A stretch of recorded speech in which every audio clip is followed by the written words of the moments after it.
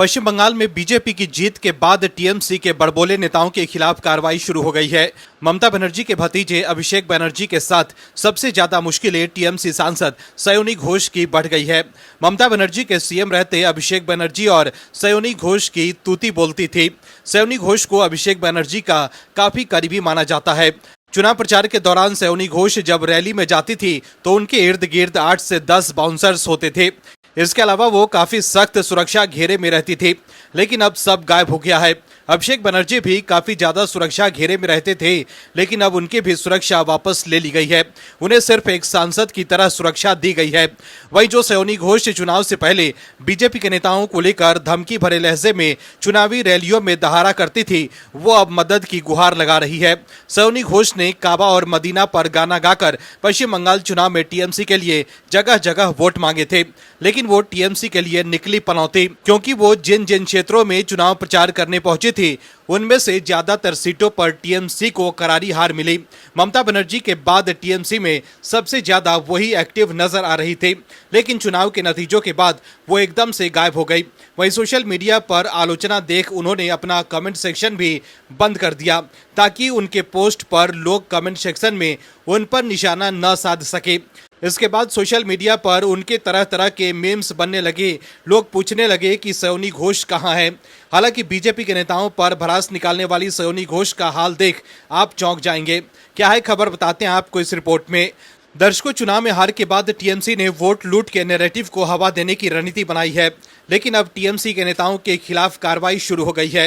दरअसल ममता बनर्जी के भतीजे अभिषेक बनर्जी के खिलाफ चुनाव प्रचार के दौरान दिए गए भाषणों को लेकर शनिवार को एफआईआर दर्ज की गई है।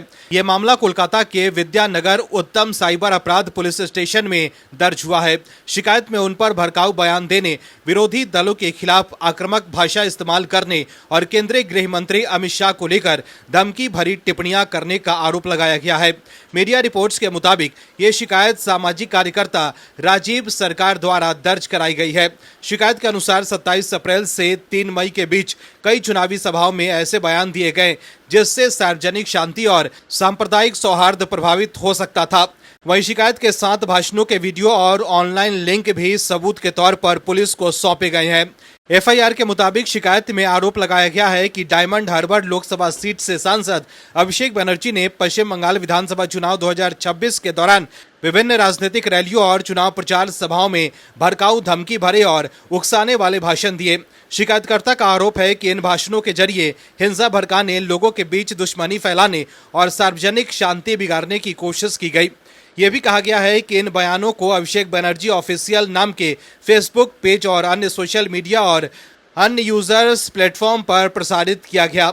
वहीं दूसरी तरफ बंगाल में राज्य विधानसभा में अपने माइक्रोफोन में आई समस्या पर राज्य विधानसभा में विपक्ष के नेता शोभन देव चट्टोपाध्याय ने कहा है कि मैं 35 सालों से इस विधानसभा में हूं और मैंने ऐसी स्थिति पहले कभी नहीं देखी। मेरे माइक्रोफोन को जानबूझकर बार बार खराब रखा जा रहा है। मैं बोलने की कोशिश कर रहा हूं, लेकिन मेरी बात ठीक से सुनी नहीं जा रही है। गौरतलब है कि बंगाल में बीजेपी की जीत और शुभेंदु अधिकारी के सीएम बनने के बाद ममता बनर्जी ने अपने भरोसेमंद और टीएमसी के वरिष्ठ नेता शोभन देव चट्टोपाध्याय को विधानसभा में पार्टी का नेता बनाया है, लेकिन अब राहुल गांधी की तरह वो भी विधानसभा में माइक बंद करने का आरोप लगा रहे हैं।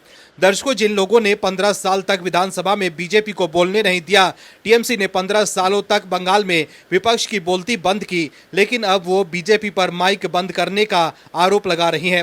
वहीं विधानसभा में माइक बंद करने के विपक्ष के नेता शोभन देव चट्टोपाध्याय के बयान को एक्स पर शेयर कर सयोनी घोष ने लिखा है कि विपक्षी सांसदों को इसके बारे में बताओ दादा, @शोभन देव चट्टोपाध्याय। मतलब अब सयोनी घोष अब अपने नेता को विपक्षी सांसदों को बताकर विपक्ष से मदद मांगने की गुहार लगा रही हैं। वहीं दूसरी तरफ अभिषेक बनर्जी के खिलाफ भी एफआईआर दर्ज हो गई है, जिसके बाद टीएमसी सांसद अभिषेक बनर्जी पर गिरफ्तारी की तलवार लटकने लगी है। एक तरफ शाह को चैलेंज देने वाले अभिषेक बनर्जी के खिलाफ कार्रवाई शुरू हो गई है, तो वहीं सयोनी घोष की मुश्किलें सोशल मीडिया पर लोगों ने बढ़ा दी है, जिसकी वजह से उन्हें अपना कमेंट सेक्शन तक लॉक करना पड़ा। वहीं जिस तरह से बंगाल में टीएमसी के नेताओं के काले कारनामों की फाइल सीएम शुभेंदु ने खोल दी है, उससे सयोनी घोष तक भी जांच की आंच आ सकती है।